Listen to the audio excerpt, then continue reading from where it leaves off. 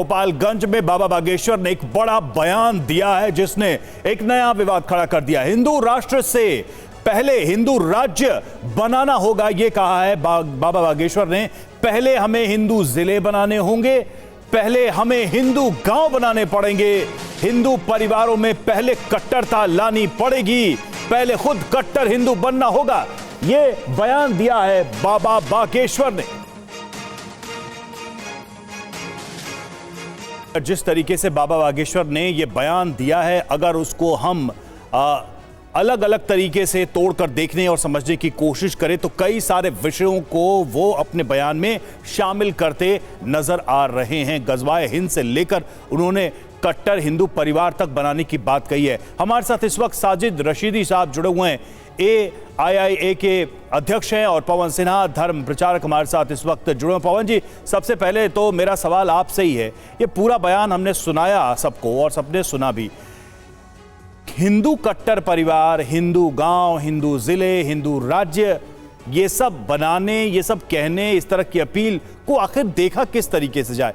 हिंदू और कट्टरता, इसको तो हमेशा विपरीत तरीके से देखा गया है कि जो हिंदू है वो कट्टर नहीं होगा, लिबरल होगा। हिंदू बहुत ही कहीं कि सामाजिक समरसता वाली सोच का व्यक्ति होता है या उस तरह का पंथ है। उसमें कट्टरता की बात बाबा बागेश्वर कह रहे हैं, इसका मतलब हम क्या समझे?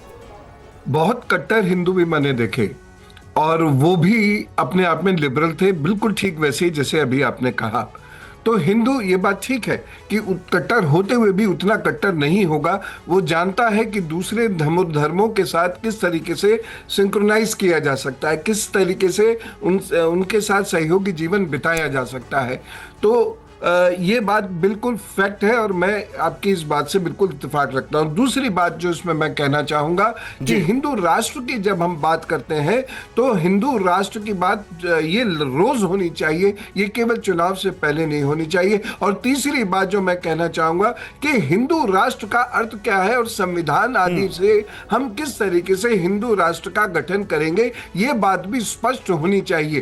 केवल बोलने से ही हिंदू राष्ट्र नहीं बनेगा। मैं हिंदू राष्ट्र का प्रबल समर्थक हूं और मैं 1947 से आज तक की जो घटनाएं देखता हूं उसके अनुसार भी मुझे लगता है कि हिंदू राष्ट्र होना चाहिए। नहीं पवन जी, कैसा राष्ट्र है मैं सिर्फ ये समझना चाह रहा हूं, माइनॉरिटीज यहाँ पर काम करती है कि हिंदू राष्ट्र का समर्थक हूं और हिंदू राष्ट्र होना चाहिए। सैद्धांतिक रूप से मैं दे रही हूं हिंदू राष्ट्र के लिए बाबा बागेश्वर जिस तरह की अपील कर रहे हैं या जिस तरह के प्रोसेस की वो बात कर रहे हैं, मतलब उन्होंने परिवार से शुरू करके जिले, गांव, राज्य तक वो पहुंचे और शब्द का इस्तेमाल कर रहे हैं वो कट्टरता। तो जब ये बातें वो कह रहे हैं तो ये प्रोसेस और एक्चुअल जिस हिंदू राष्ट्र की चर्चा होती है, मतलब ये चर्चा आज की नहीं है, ये तो वीर सावरकर के जमाने से ये चर्चा चल रही है। ये क्या कोई फर्क है समझ में, अंतर में, जिसको अलग अलग तरीके से लोग अपने अपने तरीके से समाज के अंदर बांट रहे हैं, फैला रहे हैं?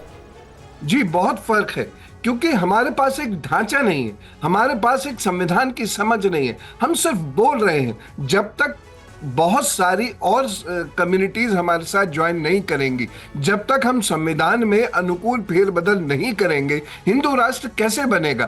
केवल घर कट्टर होने से हिंदू राष्ट्र नहीं बन सकता। हिंदू राष्ट्र बनने के लिए नाम में परिवर्तन करना पड़ेगा, तो हमें अपने प्रेसिडेंशियल ऑर्डर में परिवर्तन करना पड़ेगा। संविधान के अनुसार ही हिंदू राष्ट्र बनेगा। लेकिन सवाल घुमा फिरा कर पवन जी यही आता है कि बाबा बागेश्वर कट्टरता की बात करते हैं। कट्टरता का मतलब आज की तारीख में सभी समझते हैं। धर्म के साथ कट्टरता जब भी जोड़ा जाता है तो समाज को वो तोड़ने का काम करता है, और पूरी दुनिया में हम एक एग्जाम्पल पहले ही देख रहे हैं।